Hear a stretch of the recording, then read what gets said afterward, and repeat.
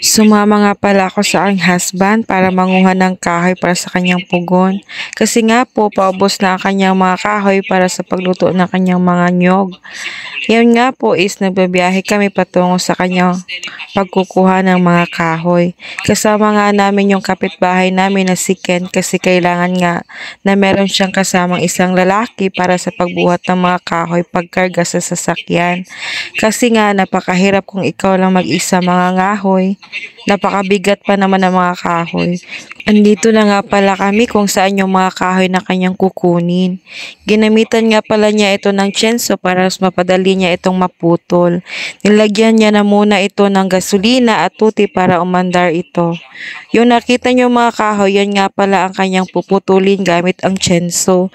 Binili niya pala ito worth of 2,000 pero worth it naman kasi napakarami na makukuha niyang kahoy.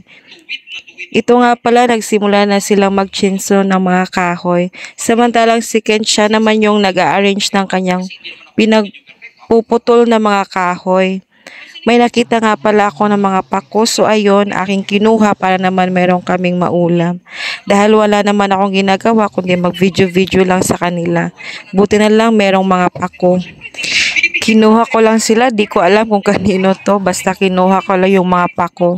Natatandaan ko nga noong elementary pa ko na itong pako is kinukuha lang namin sa may sapa sa probinsya. Dumadami ito kapag maulan kasi nababasa sila, lumalabong yung mga pako kapag ulan.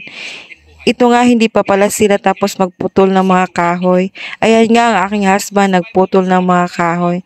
Ito nga palang mga kahoy is gagamitin niya ito para sa pagluto ng mga nyog. Kasi meron siyang negosyo na buy and sell ng nyog.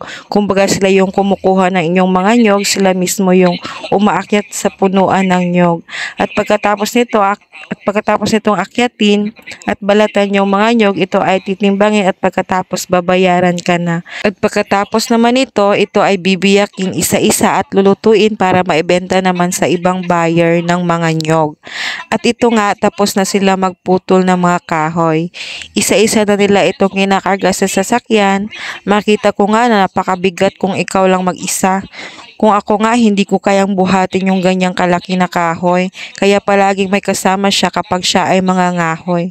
Ayan nga, patuloy pa nilang kinakarga isa-isa yung mga kahoy.